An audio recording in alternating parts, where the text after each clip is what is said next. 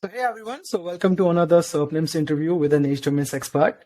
So today we have Kalin with us, and he's the founder of SEO Domains. So if you don't know Kalin yet, then they provide the world's largest, he's the supplier of world's largest PBN domains. And so Kalin, how are you doing? Thanks, I'm good. Hi from Bulgaria.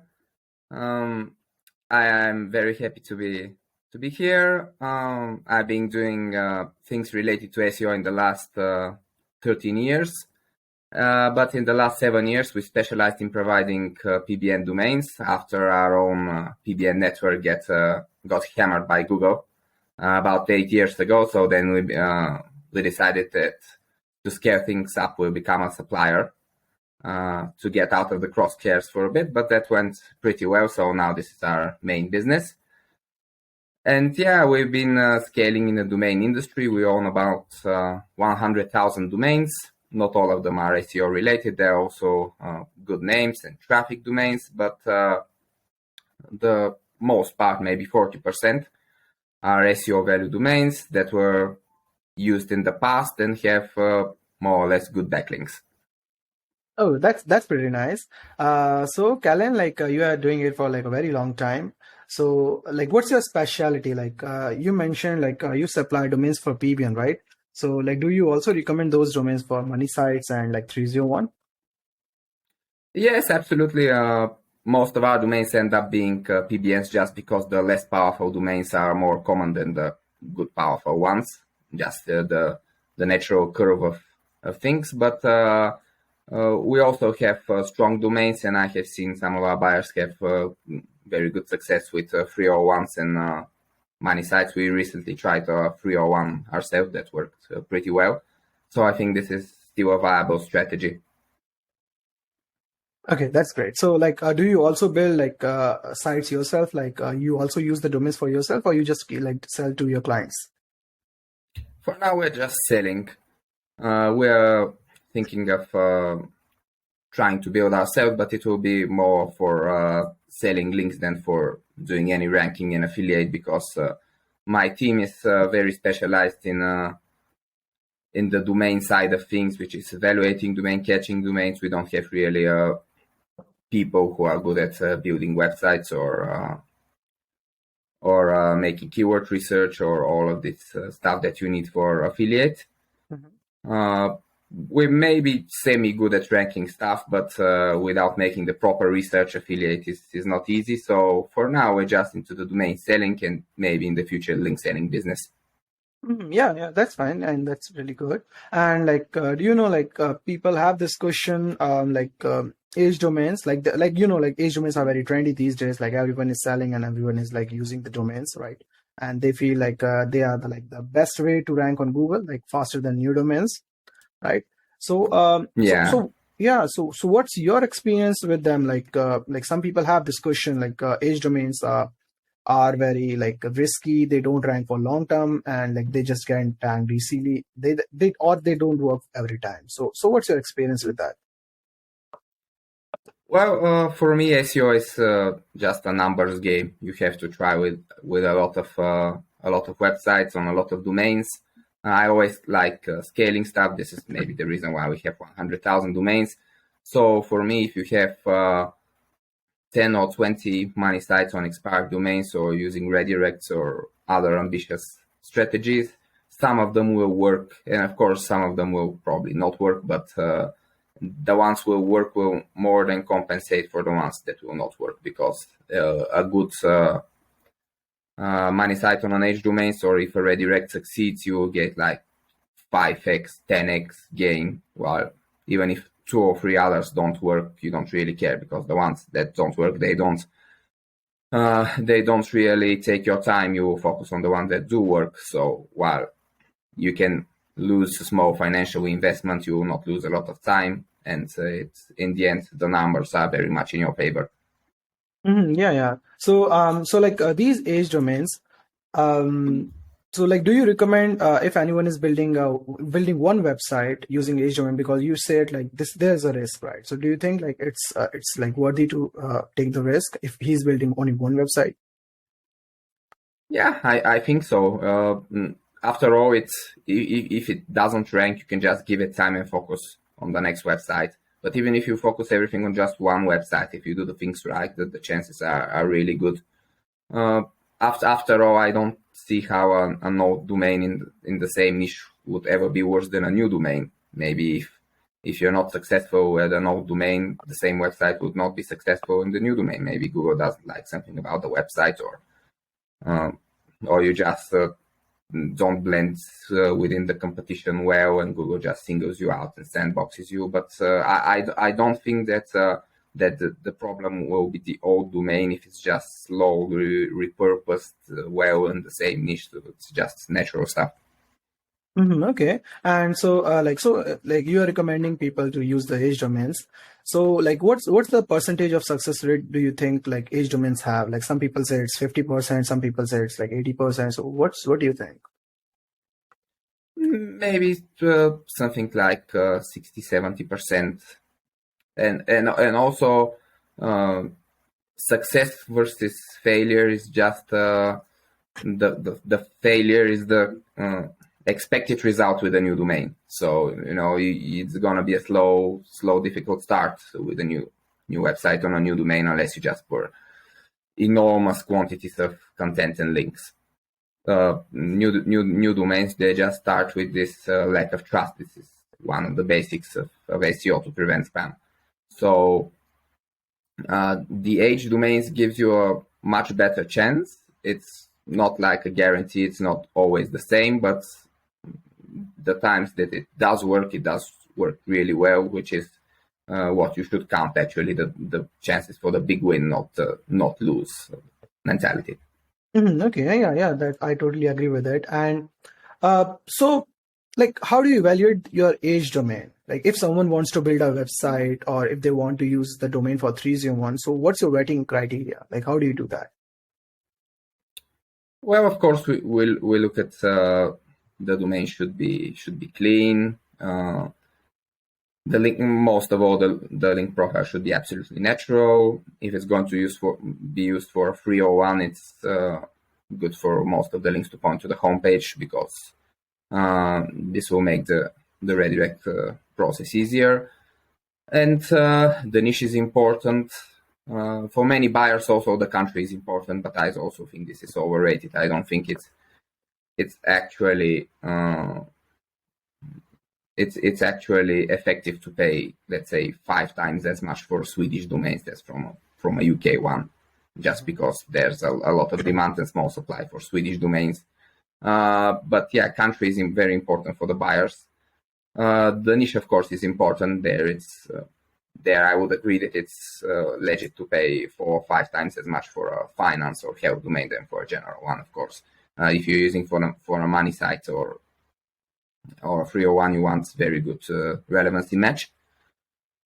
So yeah, it's power, cleanliness, niche, and sometimes country that are the main factors when we value our domains, when we try to catch them or bid at auctions. Okay. Yeah, those are some great points. And so when we talk about the niche, so people have this question like, what kind of niche like they can use, like because like there's a scarcity of good domains and people are really looking into like very very specific niche. So how close they can just go for the niche to like use for a money site or 301? Like, can you give any example? Well, there are 2 possible scenarios.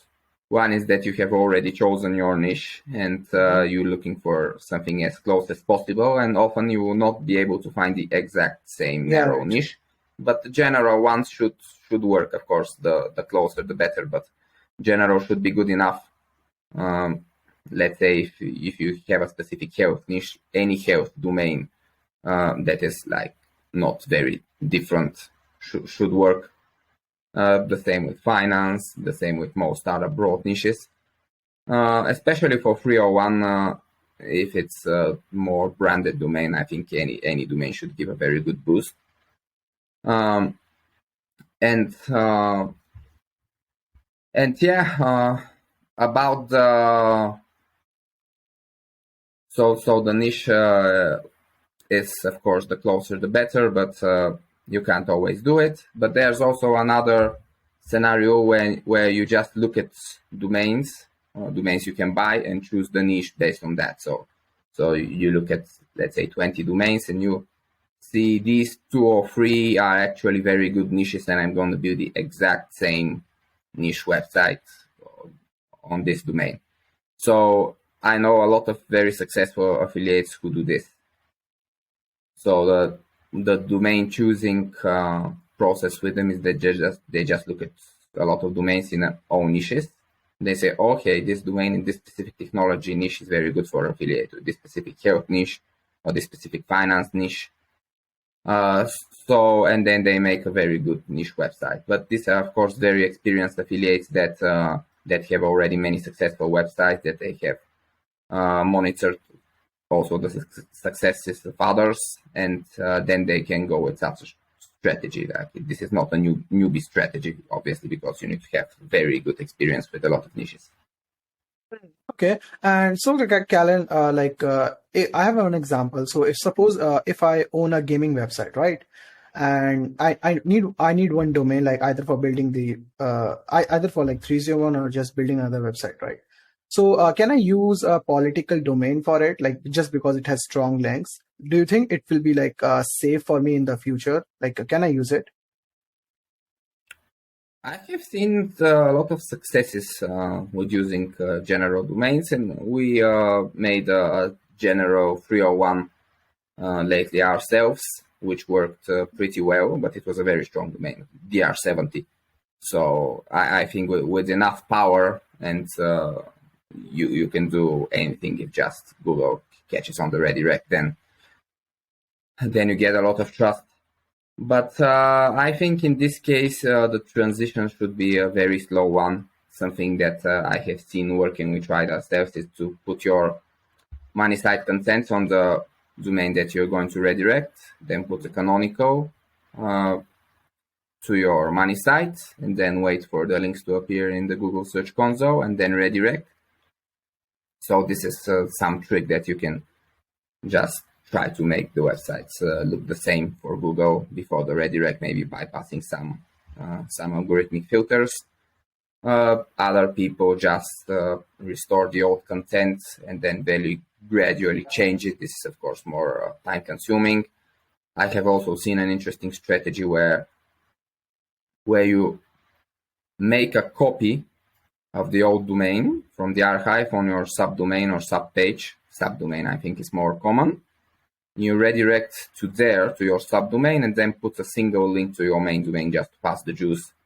So then no one can say anything about the link because it's within the same domain. It's kind of internal. But also no one can say you can just copy random stuff on your subdomains. So you just, again, trying to bypass all the filters step by step.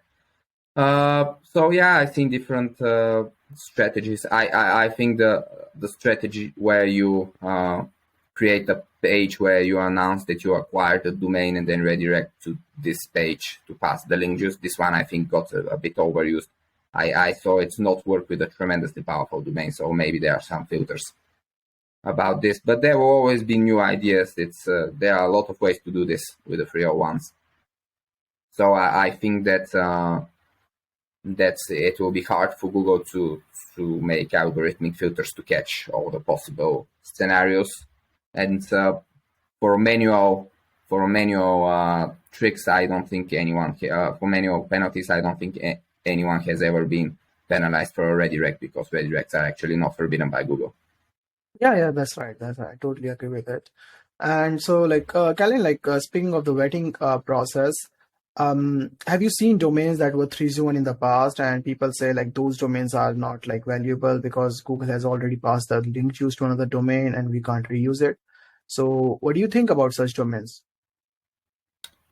Well, 4 or 5 years ago, one of my SEO friends here in Bulgaria, the very good SEOs, had tested that domains that were once redirected, and the redirect was confirmed in the Search Console, that they give their juice forever. So even if you then take control over this domain and redirect to another place or use it has no juice. But I think things that since changed.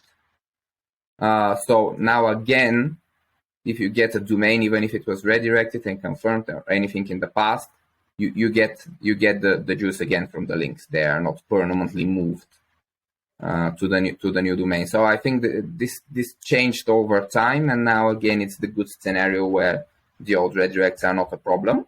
But of course, this needs to be constantly tested because it can change again. But I think for the moment we're good.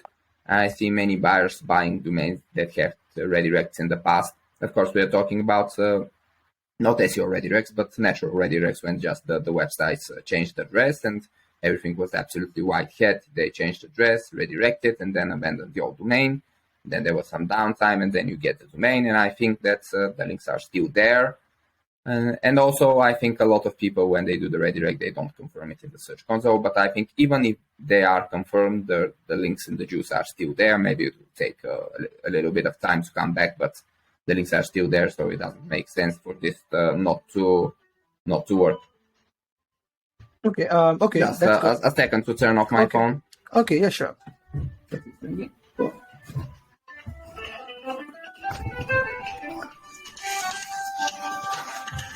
Okay.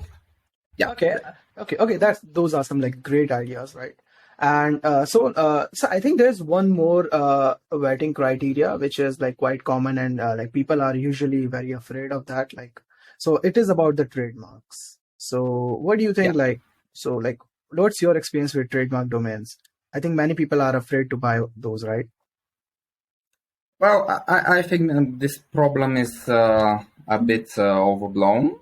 For money sites, I think yes, maybe you should be more careful. But for PBNs or 301s, I think this is people are much more scared than they should be, because there are a lot of like horror stories when people were just getting cease and desist letters and domain was lost due to trademarks. But no one actually mentions the stories when you buy a domain for several $100 and then a bank comes and buys it for a few thousand, or another big brand or something because they lost it. We just recently sold a domain acquired for $41 at an auction for $5,000 because someone had lost the domain of an acquired startup and needed to get it back. So actually the stories when you gain money are more than the stories where you lose money. But of course, if you are going to pour a lot into a website, then the equation changes. Then you need to be a lot more careful. And of course, when you have an active website, then trademarks become much more important because you're actively using something on a trademark domain. While if you just have for 301, then you're basically not using the domain that much. So yeah. .com domains, it's hard to lose the domain. There are expensive disputes. I think that $1,500 or something to dispute a .com domain, and you need trademark and bad faith. In some countries, it's easier to dispute the domains. In some countries, it's as hard as .com. So we had different experience. There are a few annoying countries where like every 20th domain gets disputed. And even not a trademark is necessary, just like past history of a business is enough. It's very annoying for expired domains. But with a .com domain, not really that much of a danger unless you build a huge money site on a domain that is just very obviously trademarked.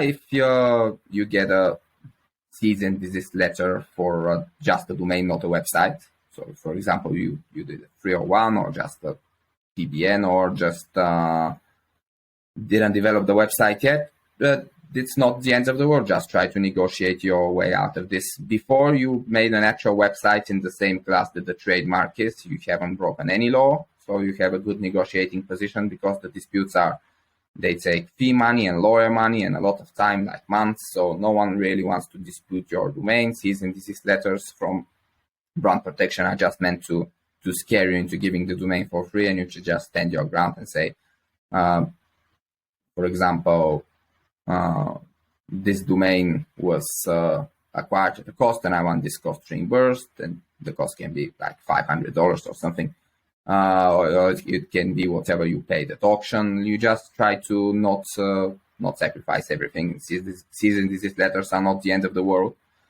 The actually more dangerous stuff, the one that we have actually gone into legal trouble with, it's restoring domains from the archive. So that's, of course, it's very often profitable to restore the domains from the archive. It's free content. I also don't believe it to be unethical, because you're bringing content that is not online, not indexable and searchable by Google back online, so it can actually, if it's a good website, you're helping the world. But of course, there are legal problems because of copyright, and you should be very careful with things related to government and charity, because the main danger, the ones that we got in trouble with, was charity with donation bank accounts, because you can directly get criminally sued for phishing. Of course, we didn't change any bank accounts. They were still they were not our bank accounts, so we didn't try to steal any money. But like, no one cares. You get sued, and then you have to prove you're innocent. So, and we got sued directly by a government of another country. So we got away with it, but this is the real danger, because you get out of the fines and into the criminal territory when you can go to jail.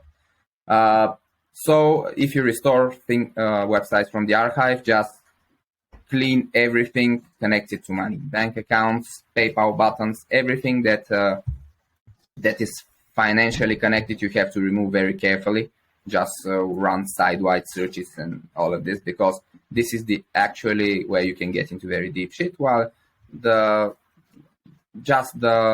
trademark thing is rarely a big problem, and if it's a big problem, there will always be notices, and before actually someone gets you to court, there will be a lot of notices, because getting someone to court is expensive. No one just wants to throw money away. So yeah, just know your options about this, and don't be too scared, but also don't be too confident, because it can happen that you can get in legal trouble.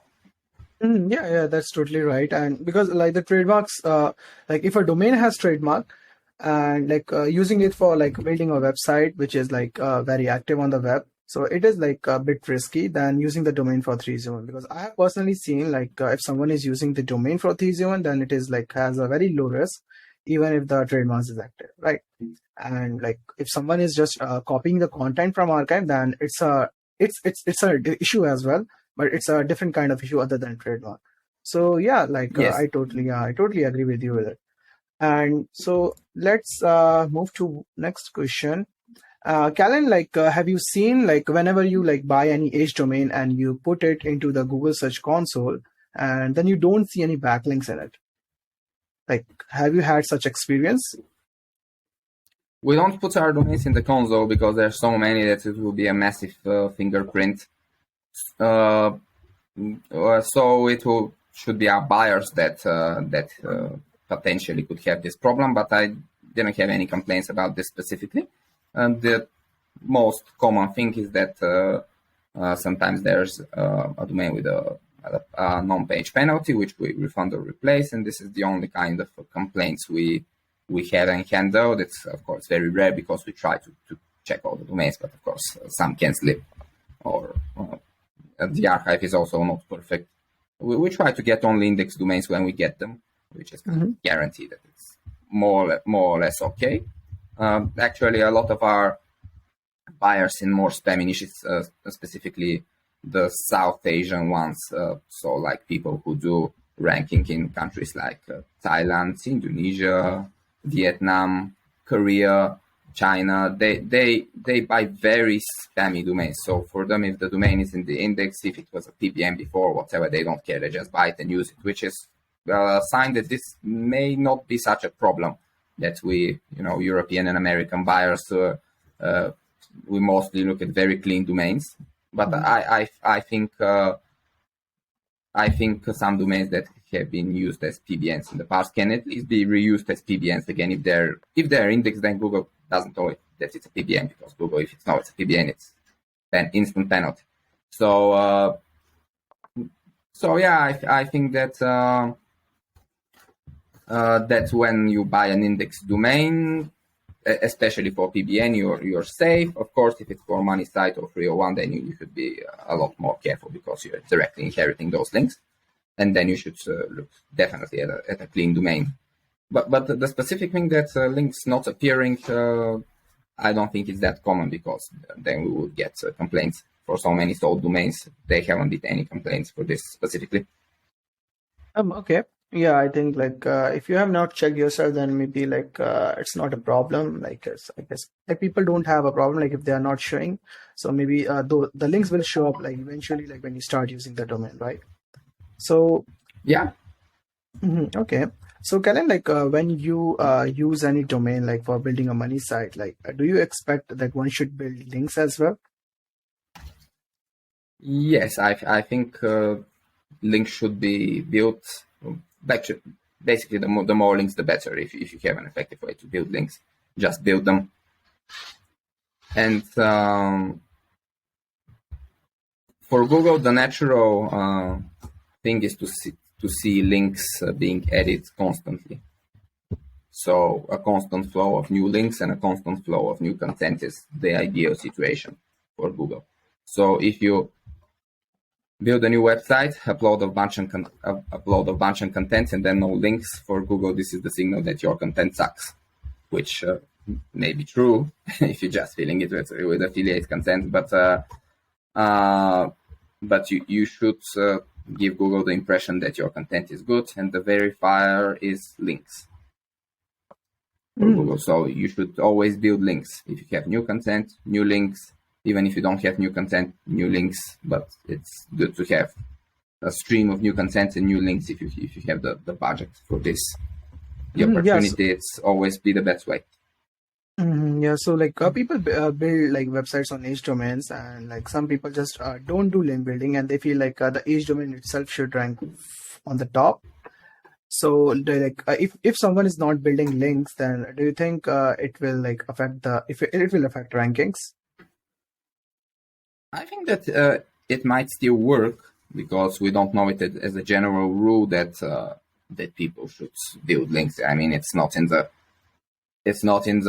pack of usual advice you receive when you get an H domain, because if no use of H domain without any extra link adding worked, then everyone would be adding links. But some people are not adding links, which means that it often works without adding links. But this is the less natural way for Google, and then you can get this thing that you often get, that you get a good traffic boost with the H domains in the start, and then it goes down again. I think that with adding more content and more links is the only way to get around this. Okay. And Kalin, like so suppose if someone is starting a website on an H domain, so like how much budget should he like put aside like to buy a domain, like a premium H domain to get started? So what, just an idea like. I think that the more the better. SEO is a multiplier game, so let's say the authority of your content gets multiplied by your domain power and trust, and gets multiplied by your, let's say, conversion and the affiliate you're using or whatever monetization. So it's a lot of multipliers combined. So actually every time that you manage to increase one of your core multipliers, like your quantity and quality of contents, or your link profile, you trust in the domain, you get an increase overall without touching the others, without touching your conversion optimization, or without touching your monetization. So anything that can be done to scale even one of the multipliers is a big win. And of course, scaling your content from 500,000 words to 1,000,000 words is extremely expensive. To get a 2x multiplier on content, and you may not get the same effect just adding new content, because you won't be able to target the same good keywords again. But scaling your domain power twice is just a 2x on everything. So if you can buy twice, this is why if a domain is 3 times more powerful, it costs like 5 times as much, not 3 times as much, because people know this. They want to get the best multiplier. So even if it's not as linear, it's still good that that you get a very, very strong domain, because then you multiply everything with this power, and people understand this, and this is why very strong domains are more expensive than they would be in just a linear function. Okay. Yeah. Okay. So like the stronger the domain is, the better we can expect the result, because SEO is like a numbers game, and we just have to like if we have a budget, then we should spend like on a more expensive domain for better ROI, right? Yeah, as much as you can afford, of course, but the domain is something that you cannot change later. So later you can add new content, new links, but a domain with powerful links, if Google agrees to take all those links into account, is something extremely valuable. A domain that you can buy for, let's say, $1,000 that has links from, say, 50 top media. Imagine the money you have to spend acquiring these links one by one. It would be tens of thousands. And you're getting all this for $1,000. So it's a no-brainer. Of course, it may not work. SEO is not exact science. It's not guaranteed. This is why the advice is to scale as quickly as possible to multiple money sites, and then some will work. Yeah. So because like like in the domains, like you get like so many high quality referring domains, and the pay per link cost is like it's pretty high, right? Like you can't get those links for really cheap price, but with an H domain you can get for really like very low price, right? So yeah. So Kalin, like what do you think about the future of H domains for SEO? Like can someone use it for really long term? Yeah, I think so. This is one of the things that has close proximity to natural things done in the SEO and web, like people redirecting websites to other domains to rebrand, or just companies acquiring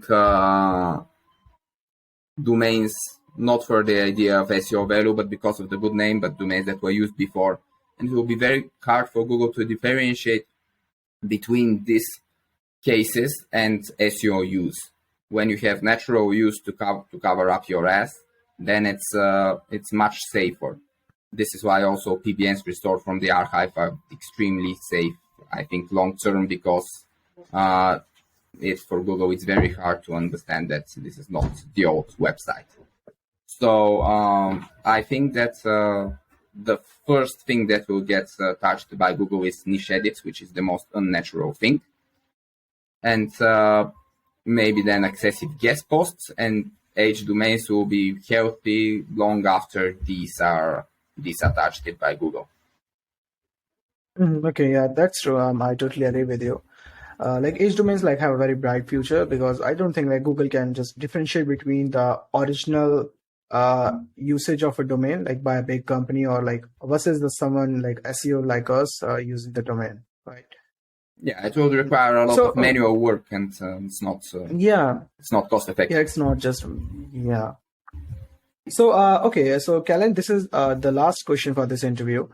So what's your best advice for someone who is investing in H domains and is going to invest like thousands of dollars on a single domain? Well, I think that just finding the best match, maybe just invest a lot of time in your search. I think if $1,000 for a single domain is a lot, so just search all the providers, all the options, and just really try to find the best match for your money. I think this is the best advice, and really compare options, and then you just go for it, because it's much more likely to be a good investment than not. Yeah, that totally agree with it. Yeah, that's true. Okay, Kalin. So if someone is looking to buy domains, or like wants to contact you, so how they can do? Like, can you share like?